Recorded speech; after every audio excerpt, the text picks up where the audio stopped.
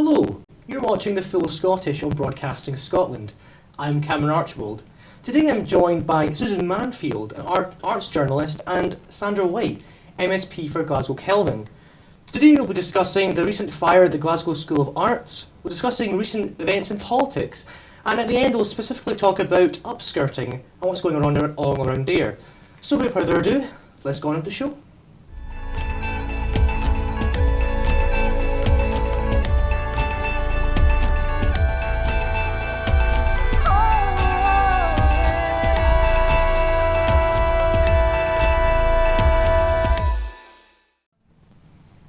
So we best begin off with discussing the Glasgow School of Art. Recently there was the fire that happened there which has devastated most of the building. It's broken a lot of hearts and there's a lot of questions around it. So I'll start off with yourself, Susan, if that's okay. What does this building mean to people? Why are people so attached to it, got spirits so low? Yeah, I mean, it's I think Glasgow kind of woke up yesterday to this terrible news that there has been a second fire in Glasgow School of Art in the Macintosh building, and it looks like that it's worse than the one which happened in 2014, and obviously there was restoration work going on after that. So heartbreaking is the word that I've seen most often used. People are really deeply shocked and angry and wondering why this happened, and it is such a significant building for Glasgow and for Scotland. It's described as Charles Rennie Mackintosh's masterpiece, and he did make other things, but it's a very, very special building, and it has a very sort of special place in the School of Art, which obviously now is a much bigger campus, but it's the kind of the centre of all of that. So it's devastating what's happened. Sandra, as an MSP in the area of Glasgow, do you feel like you have a connection to art school? Absolutely. I mean, actually, the building is in the Kelvin constituency, so I know it very well. In fact, I was at the opening of the Willow Tea Rooms along with Susan just the other week there, and saw the fantastic work that went on to restore that back to its former glory, the Mrs. Cranston's Tea Rooms. That's only a small part of it. When you look at what was being done in the art school, it was on a phenomenal scale. And the amount of work that was going on, and the 150 years anniversary of Rennie Mackintosh, for it to happen at this particular point, it is devastating, absolutely. It's a very much loved building, and I sometimes equate it to if something had happened to the Sagrada Familia, in Barcelona, Gaudi. When you look at some of Gaudi's work, it's not unlike some of Mackintosh's work, because it wasn't just art and sculpture. It embraced all elements. Basically trees, flowers. It was wonderful, and for a long time Glasgow didn't embrace Rennie Mackintosh, and now with the work that Susan and others have been doing to promote it, people love it so much more. They understand the history behind it, and it's a tragedy. There's no coming back from this. I'm being told, I spoke to the firefighters yesterday and the local people there who have been moved out of their houses, by the way, so we have to think of them as well and thank the firefighters and all the emergency services for the work they've been doing. It looks like it'll have to be demolished, and that is an absolute tragedy to lose a treasure like that. Susan, what happens if the building cannot be saved? I mean, it's I think probably too early to say whether it can be or not. I mean, the organisation Glasgow School of Art has said very little so far, and it's been and I think possibly still is a live incident. Nobody's able to get into the building to get any sense of how bad the damage is. But we've all seen the photographs on television and online. The aerial shots looking down into the building. The roof is gone. And there will be a serious question about whether the walls are stable enough to be saved, and what can be done within that, whether it's possible to keep the shell of it and rebuild something. And the debate's already going on online, people saying should we rebuild it, should we not, and that is going to rage for considerable time, I would imagine. Can you give us a bit more background as to what happened in 2014? Because as you touched on at the very beginning, another fire occurred a couple of years ago. Yeah, 2014, the building was obviously in use as an art school. The students were preparing for the graduating students were preparing for their degree shows, a fire started in the building which went up the west side of the building, which is of course where the Macintosh library was, and that kind of seemed to bear the brunt of that fire. It was devastating, but the thing to bear in mind is that it was also reasonably contained within the west end of the building. The east wing of the building wasn't affected, apart from perhaps a lot of smoke damage, and a bit of the west wing wasn't affected again, apart from a bit of smoke and water damage. So there was, I think at the time nobody could imagine anything worse, and that's the tragedy of what's happening now. We are having to imagine a much worse situation where there's a lot more damage as far as we can tell. What happens to the students and the staff then when it comes to school? I mean, from what I'm aware, 4th year students have graduated, so it means that a lot of their work is absolutely fine, they're ready to move on. But other students, though, I mean, this must be devastating for them, and also those who are living close by. It is. I mean, it's worth saying that the Macintosh building has been essentially a construction site since the 2014 fire, so it has been closed in terms of its use as an art school. A lot of the students who were using the building are in the Tontine building down by the Tron, and there are other parts of the art school kind of farmed out in other bits of Garnet Hill and a little bit further afield.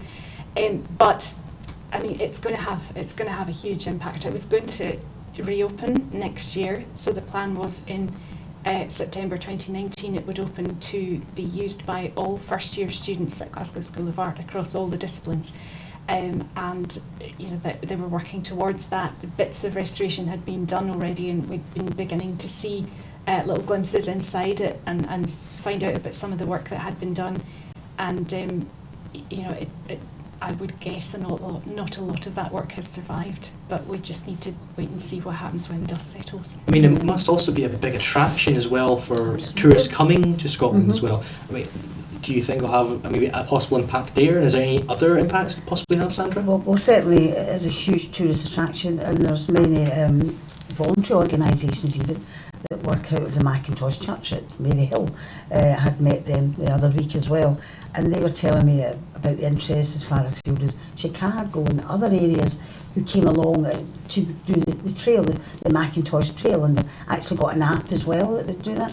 So I think people will still come, because obviously you've got the Hill House, and people will unfortunately perhaps won't even see the shell. It's not so much it's a building, it's an iconic building, but there's something about it that makes you love it and feel part of it. So people who love Macintosh and admire his work will still come in, but things, questions have got to be asked here. We had the situation in 2014. There was a lot of discussion in regards to fire sprinklers. So there were fire sprinklers going to be added. What happened this time? Should fire sprinklers been there at the beginning when the work was ongoing? Was there security guards walking around the site? Don't forget, it was a building site. There was scaffolding outside. Were there smoke alarms, fire alarms? All of these questions really need to be asked. And one of the biggest things is, was it insured?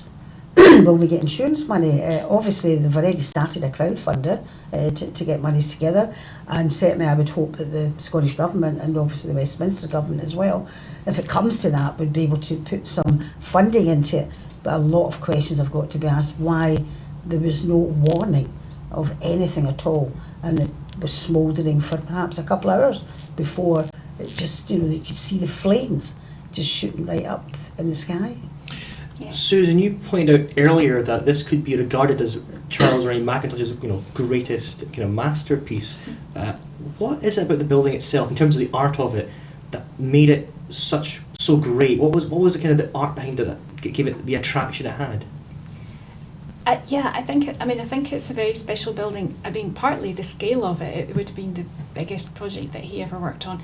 And he kind of, I think it's probably a dream project for an architect who had an artist who'd worked in the decorative arts in Glasgow School of Art to be offered the opportunity to design an art school and to have a certain amount of free rein. Obviously, there were negotiations and constraints, and there were things that he had to do differently because of the budget and so on. But he was able to let his imagination go, I think, in that way. I think we can see there's a big exhibition about Mackintosh on at the moment in Kelvin Grove Art Gallery, and I think one of the things that came across to me seeing that was that we see Mackintosh's genius most in the places where he was able to build a complete environment, a sort of total, what the Germans call total Kunstwerk, the total work of art, which is where it was every detail of a building. In the tea rooms, he was designing, not just the interiors, but the teaspoons and the place settings and everything, every detail. And I think that's where you really see him at his strongest, when he does these complete environments. And the art school was, possibly the prime example of that. Mm-hmm. We're going to move on now to the next discussion, which is going to be based on the recent events happening down south in Westminster. Mm-hmm. A lot has happened. We had the main EU Brexit debate in terms of all the different amendments, the main one being devolution. I say main one, but I had 50 minutes discussion. It was filibustered out. The SNP were not happy with it, and a walkout occurred during PMQs, to which then, of course, later on the SNP reported that they have under 10,000 new members after this. So quite a lot going on. Mm-hmm. Sandra, I'll start with you. Big open question. What happens now? What happens now? First of all, I think they were absolutely right to do the walkout, basically to protect the Scottish Parliament. What happens now is obviously it will be raised in the Scottish Parliament, as it was raised just last Thursday there. A lot of thought went into this, and a lot of thought will go into future walkouts or looking at legislation as well. I would imagine that basically to put forward legislation just to play them at their own game, because they can filibuster and they can talk out legislation. If they can do that and it's Westminster, we can play them at their own game, and we can talk out as well in regards to the powers that they're taking from the Scottish Parliament. We can't let them walk all over Scotland. I worked too hard round the streets of Glasgow and the west of Scotland as well in the early 90s to make sure we had a Scottish Parliament. I didn't do that for them to all of a sudden say, we're going to take the powers. Now they talk about the powers coming from Brussels, but don't forget that they said they'll take the powers for 7 years. That's nearly 2 terms of a Scottish Parliament. So you've got to look at that and say, if there's an election in 4 years' time, 3 years, 4 years' time, how do you get a budget through if all the powers are held in Westminster? So it's not just the powers of agriculture and fisheries and human rights is a huge one. It's the powers of the Scottish Parliament. Once they start, where do they stop? You touched on Brussels there, and it's interesting because critics may point out saying, hold on a second, the powers are actually going from Brussels and they're just going straight to London.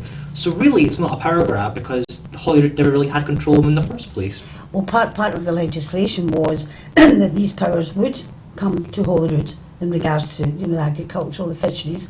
It was never the legislation that would go to Westminster.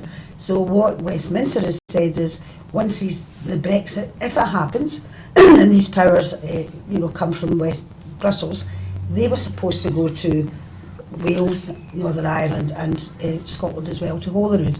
What Westminster is saying, well actually, it's not going to go there, we're going to take them first, and then we'll decide, we'll water it down, we'll decide what one you can get. That's very, very dangerous and very frightening. So it is quite wrong to say these powers weren't coming to the Scottish Parliament. They were, because they weren't held by Westminster, and the agreement was they would come to the devolved parliaments, and that's where they say tug of war arguments is. I mean, let's not forget that the actual legislation is called Henry VIII Powers, and I saw the booklet. I picked it up when I was down in Westminster before the whole debate started, and I read through it, and it was like, I don't believe this, Henry VIII Powers, and it mentions the devolved parliaments, and it mentions the fact that they could take the powers away.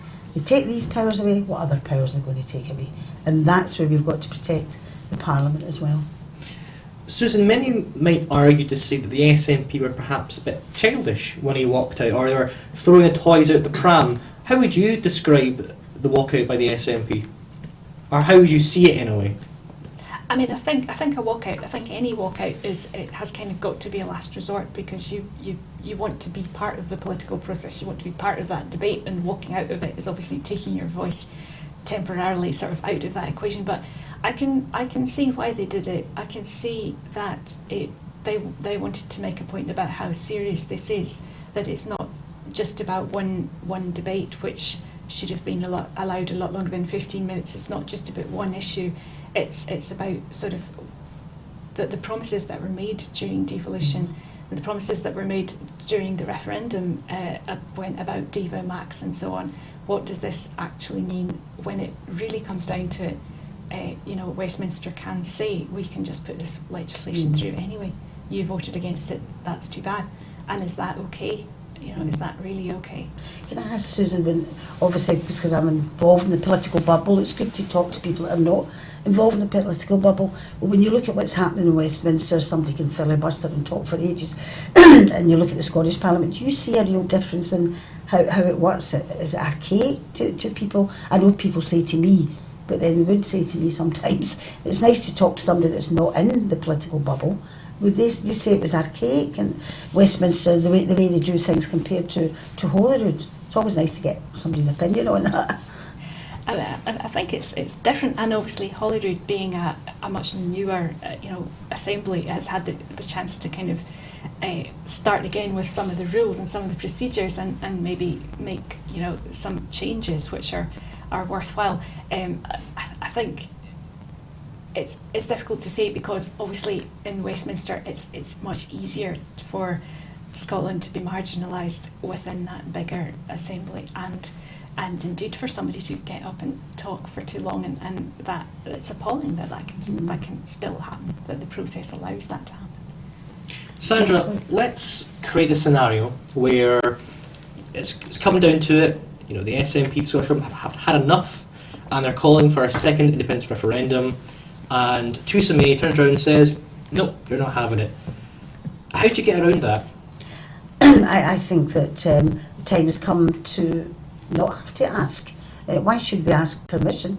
The Scottish Parliament, voted overwhelmingly, apart from the Tories, to ensure that the powers aren't taken from the Scottish Parliament.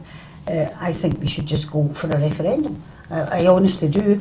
It might not be agreeable with some people in my party or others, but when you talk to the people out in the street, the people who have been really affected as well, I don't see how Theresa May can possibly say, no, you're not getting a referendum. That's absolutely it. What does that say about the Westminster situation? And let's look at Theresa May's situation. She might not be around in a couple of weeks, never mind a couple of months or next year. So it's very exciting times in politics. But personally, if it was down to me, we would go through the proper procedure, and then if Westminster, Theresa May, if she's still the Prime Minister at the time, says we are not giving you your permission, I would like to see how that would work out to the Scottish people. That once again we are cap in hand asking for permission when we have a majority for independence in the Scottish Parliament. So I think it would be a very foolish move by Theresa May to turn around and say, we are not allowing you. I think it would be very foolish. I think one of the big questions this has raised, one of the big questions underlying all of this is the devolution strong enough to protect itself, strong enough to protect the things that were enshrined in that agreement? And I think we're beginning to see where the weaknesses are in the Brexit debate, and the way that the Conservative government can push that through is obviously one of them, and having to go cap in hand is about, if we did want another referendum, is another one, and that questions are needing to be asked about that too. Yeah, I think that's a really interesting point, because one of obviously there's been lots of blunders made, particularly by the Westminster government, but just recently Mundell, Secretary of State for Scotland, supposed to protect it. What does he say in the House of Commons? Scotland isn't an equal partner with the United Kingdom. It's part of the United Kingdom. So as you say, Susan, things are starting to unravel. They're actually forgetting themselves, because let's remember, Scotland wasn't conquered. We entered in, I wouldn't say willingly, people were given land and titles and things like that. The common people didn't have a vote at the time. So we were supposed to be equal partners. And yet here we have it from the Secretary of State of Scotland saying, you're not an equal partner, you are you're not a partner, you are part of the United Kingdom. And you're absolutely right, Susan. I think you can see these things moving on. Let's touch on David Wendell actually, because this morning he confirmed that there will be no changes in terms of devolution to the EU withdrawal bill. Do you still have hopes that there still could be an agreement between Westminster and Holyrood? I think you always hope. You always hope, basically, and you never say never. But the situation, and Susan touched on it as well, they just won't give an inch either way. And my big worry is that, and you've seen it happening, more and more civil servants are coming into the Scottish office. They're moving into premises in Edinburgh. You know, naturally suspicious me and maybe other people as well. You start to wonder, with Brexit going on, are they going to take these powers and set up? It'll be like a colony. Basically, sometimes I think that's what we are, the last colony of the empire type thing, and they won't give it away easily. So it's a big worry, and I think Westminster really has to look at itself, because they're pushing the Scottish people against that barrier, and I doubt they've gone back again. Some could argue though that, well, you know, we voted no in 2014, we kind of knew this might actually happen, so really at the end of the day we should just kind of accept it and just try our best to mitigate it. Well, Susan touched on it earlier as well about the vow. The reason that the SNP membership went up and we had a tsunami at the next Westminster election, you know, sweeping away the unionist parties and having a majority of SNP in Westminster, was because the unionist parties in Westminster said, if you vote no, you will stay in the EU, you will get more powers, you'll be the most powerful, you know, assembly, whatever you want to call it, in the world. And people were told all these things, so they were so angry when the no vote came in. It was quite not a large margin, basically. So people were like, well, wait a minute, we were told all of these things, and now all of a sudden they're doing the opposite. So what they said was untrue. That's a kind way of putting it. So no, I mean, people are questioning that now, and I think that was the start. And during that referendum time, I think everybody would agree, people in Scotland were so educated in politics. It was a wonderful time. You'd go anywhere, on the bus, the subway, restaurant, people were talking about it. And to be told one thing and then given another, they were never forgiven. And you can see what's happened to the Labour Party because of the Better Together campaign. So we don't accept it. I think now as well, Cameron mentioned the upsurge in membership of the SNP since the walkout, and we've seen sort of high profile people like Murray Foote, one of the architects of the vow that you talked about, Sandra, saying now coming out in favour of independence, and I think very much because of this issue, seeing that these promises are not being fulfilled and they're not going to be fulfilled, so we need to do something else now. Mm-hmm. Well, you spoke of Murray Foote, and we're aware that there's been an increase in SNP membership. Murray Foote being the architect of the vow, which, according to studies, has shown that it persuaded 3% of voters, which is still significant in terms of a swing. Does this mean then that the momentum is behind the SNP and those within the independence movement, or do we still have a fair bit to go until those within the movement actually cross the finish line? Well, I think people who joined the SNP even before the referendum and during the referendum, they had hope and they want an independent Scotland. It's the people who weren't too sure, and some of them have joined the SNP now and voted for the SNP because they were told a lie, basically. They were staying. It's the other people who still think that Scotland can't go ahead and be independent. So we've got to talk to people. We've got to be out there in the streets and talk to people. I wouldn't be foolish enough to say that if we had a referendum tomorrow we'd win it, because I think we have to have a lot of talk to people who weren't convinced and basically ask them, why aren't we convinced? And let's get away from, we'll never get away from it, unfortunately, but some of the headlines in newspapers, the reporting, we have hardly any truthful reporting. That's the way I can say it. And I'm so glad that Murray has came out for that. Perhaps now other editors will start to tell the truth. Basically, we might not like it, others might not like it, but let's get the truth out there and discuss about an independent Scotland. We can't be the only country in the world that cannot look after ourselves, and that's the basis of it. Susan, with Murray Foot, again, I'm stressing that he's the architect. He was the ex-editor of the Daily Record. Coming out and backing independence. This is quite a shift from someone who creates the vow to make people vote no, and now all of a sudden within a couple of years he's fully backing independence. He's holding talks on why he's backing independence. That's quite significant, is it not? Oh yeah, I think it is. I think, and I think you can see. I mean, he's a high-profile example, but one would assume there might be other people who favoured that Devo Max option, thought it would work, believed in those extra powers, have seen what's happened in Westminster in the last week, and are just saying, do you know, this is not working, and I'm going to change my stance for that reason. Mm-hmm. We're going to move on now to the final discussion, one which has caused quite the uproar from all sides of the political spectrum, which is upskirting. As many of us know, in Scotland it's been banned for about 10 years or so. 2010, I think 2010. The legislation came in, yeah. And yet it's still a discussion down south. So I guess the first question is, how are we still talking about this? Sandra? Well, it's legislation in Scotland, has been since 2010. It's under the voyeurism legislation and Voyeurism Act. So we talk about it, but it is legislation, and basically it can be prosecuted. And once again, I go back to the very beginning about Westminster, how archaic it is, that they can stop this. I mean, this was backed by the government, backed by MPs, and one person, one MP, Sir as well, can actually stand up there and say, I don't want it, and it falls. I mean, it's disgraceful, and I think it shows you that far from being democratic, Westminster is so undemocratic.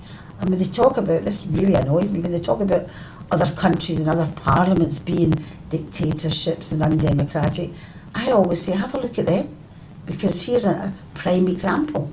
It's a terrible thing that people, can take pictures up women's skirts. It's an absolute disgrace. And yet for Westminster not to be able to bring legislation forward because of the archaic rules is something that, we should all be talking about, but they should be changing that in Westminster as well. But they just don't seem to want any form of change in these archaic rules I've had for 1643 or whatever it may be. Susan, is there possibly maybe a wider kind of cultural element to it that we see, or maybe have still progress to go until these issues are really tackled, or was this just an opportunity that was taken away by a single man? I mean, from what I've read about this, I'm not quite clear whether this particular man had an issue with that one issue, or whether it was part of a larger thing to do with making a point about the political process, about private members' bills and the number of MPs sitting for any given vote and so on. But it does seem a bit, as Sandra said, a bit ridiculous that there has to be a battle over legislation which seems really quite sensible and which we've obviously had in Scotland for 8 years, and that falls, because a single figure doesn't want it. Yeah, I mean, what Susan had raised that issue about, and that's correct because he did say this. He said that anyway about the amount of private member bills, but then it was shown that he had been the architect of something like 30 to 40 private members' bills. The very same man that was against it, basically. But to touch on your point about, is it a cultural issue?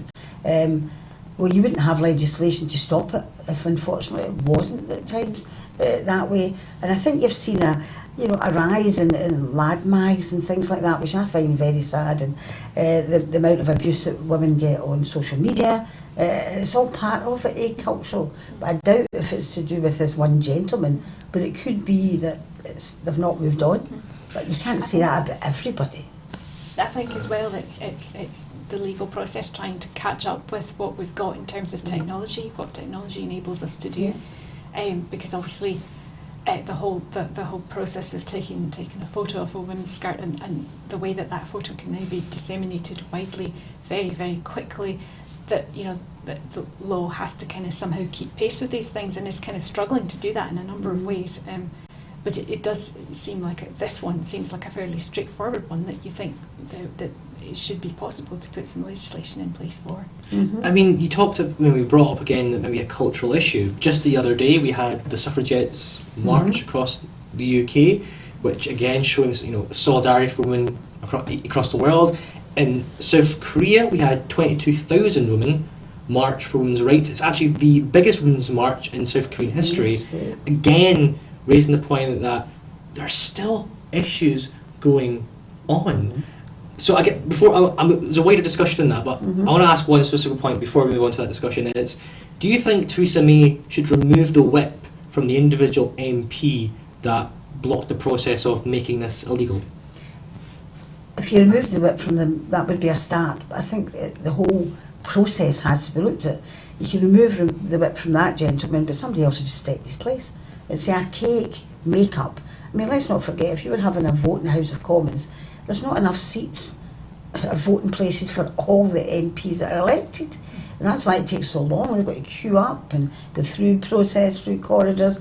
The whole thing is archaic. So, yeah, remove the whip from this gentleman and make an example of him. But there'll just be another one that will come on after that. The law needs changed in the House of Commons. Susan, a lot would maybe argue that actually these marches with women's groups are not needed because actually we're already tackling such issues. What's your opinion? Do you believe that we do need to continue these marches and these groups and rallies to continue these movements, or do you actually think they're not necessary because we're already tackling them? I mean, I think one thing that we've seen in the last probably decade or so is a real sort of resurgence of the women's movement in a lot of ways. Not that it really went away, but there has been a real sort of powerful resurgence, and I think it's a realisation that these things have not gone away. Those battles are not won. I mean things are in a lot of ways a lot better when you look at how things were for people of our mothers and grandmothers' generations, and the kind of measure of equality they had. Things have obviously improved hugely, but there are a number of really important issues that need to be tackled, and I think we probably saw a bit of that with the suffragette marches that you mentioned. 100 years since women, not all women, but since a group of women were first given the vote, obviously should be celebrated, but there was a real, that wasn't just a kind of commemoration, that was a sort of very live thing for people who were doing that. Battles still need to be won now. In your opinion, do you believe that Theresa May should remove the MP that blocked the process of this bill from the party, or do you believe he should stay within the Conservative Party? I think it's unacceptable that one person can block a piece of legislation like that, and that certainly needs to be looked at. As Sandra said, I don't know that removing that one individual would necessarily solve that problem.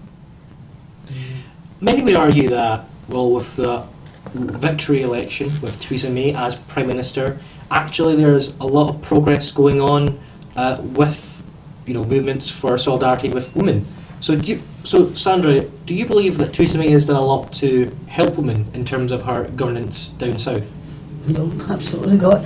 And as I was talking earlier on about other governments being dictatorships, let's not forget that Theresa May wasn't elected. She was appointed by the Tories. So that's another thing. There's no election. The country, she was appointed by the Tories, and it could be that somebody else will be appointed.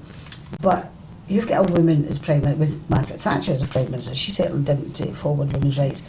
But you have a woman in the Tory party who's overseeing a welfare service, which is punitive mostly to women.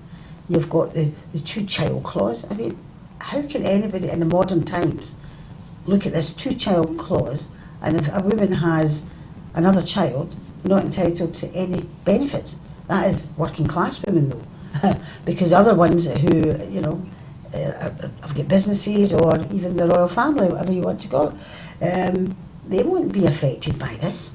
So no, absolutely not. I mean, to the way that they have ruled over welfare and women's rights as well, they've actually put it back. They've been more punitive women are mostly, if they're single parents, they've got the kids, they're in the low paid jobs, they're having to go through benefits, sanctions. No, absolutely not. I think what Theresa May is overseeing in the Tory party is going back even 50 years. They're punishing women. Some might argue, however, that actually, you talked about the two-child policy, the rape clause within that. Some might actually argue, well, hold on a second, it's not actually doing anything wrong. We're just helping those who have faced rape in such circumstances, and without it, it would actually be much harder. How would you respond to that? That's exactly what Ruth Davidson said in the Scottish Parliament. We had a debate on that, and if you've seen the paper with the questions, so you have been raped, and it's a horrific thing to go through, horrific to relive that, and yet if you keep that child born out of rape, you've got another 2 children. Therefore, to be able to recognise this child, you've got to go down to the DWP, you've got to fill in this form to say, yes, you were raped, no, I can't name this person. What about the child? The child when it grows up, how do they feel? It's diabolical, it's inhuman, basically, to expect people to go through that process if they've been raped, just because they happen to maybe a single parent, they've got the 2 kids, and they need that money to survive, and you're blaming this innocent child. No, I cannot agree with anything the Tories say on that particular issue. Susan, you're outside, you could be arguably outside the political bubble. So how have you seen this recent government tackle issues around women? Do you believe overall they're doing a decent job, or do you believe that they're going backwards, or do you believe they're middle? How do you see it from outside of the political bubble? I think that in the present government, I don't see women's rights as a kind of priority. I don't see that there's a huge amount going on there. I think there is something still a bit patriarchal about the Conservative Party, especially when they sort of swing to the right as they are a bit at the moment. I think generally in society we're seeing a lot of voices talking about women's rights and why they're still important, and the Me Too campaign, the things that we've seen happen in Hollywood, and people sort of really kind of standing up and saying there's certain behaviour by men which is unacceptable, and it then has to become something that has to be taken on by every business, employer, organisation, and indeed by the government, and has to be kind of been looked at. And I think they are probably beginning to look at those things because they have to.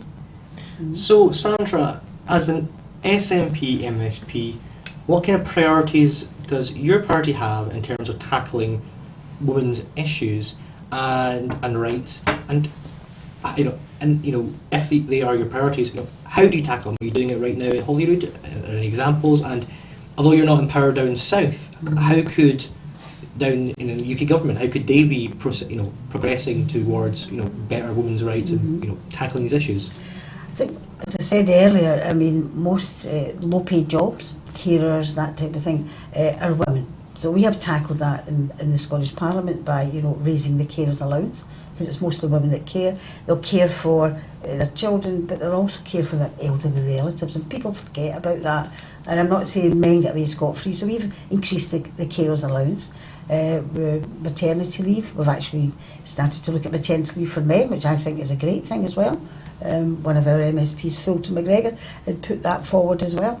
So these types of things, but it's the low paid and making sure that people see jobs, in the caring profession as a job worth doing, and training as well. And we need to ensure that they have a living wage, and that's what we have done in the Scottish Parliament. If you're employed throughout with the Scottish Government, then you will get a decent wage, a decent hourly rate, and the same for nurses, etc., etc. So we need to put that at the top of the agenda, that women who are in work just now, who are being paid very poorly, ensure they get a decent living wage. And we also are encouraging more young women to get into engineering, the STEM subjects as well, And basically, you know, obviously we talked about the legislation about the upskirting, human rights as well. These are all things that we have pushed, but unfortunately Brexit coming into it, you know, European human rights, that's all going to be swept away, and we really need to look at that as well. So yeah, I think we are doing a pretty good job. We could do more and we could do better, as we always can, but I think in Holyrood and the Scottish Government as well does see the issue of women's rights 50-50. The cabinet, Nicola's cabinet, is 50-50 men and women, putting that up at the top of the pinnacle. But I think the biggest thing, perhaps you can't silence the press, and I wouldn't want to, but I think that, you know, the press have got to look at themselves as well, media in general, the way they portray women, even to this day. There's nothing worse when you put the television on and you see a TV advert for a vacuum cleaner or some good stuff that will clean your houses. Always a woman that's doing it.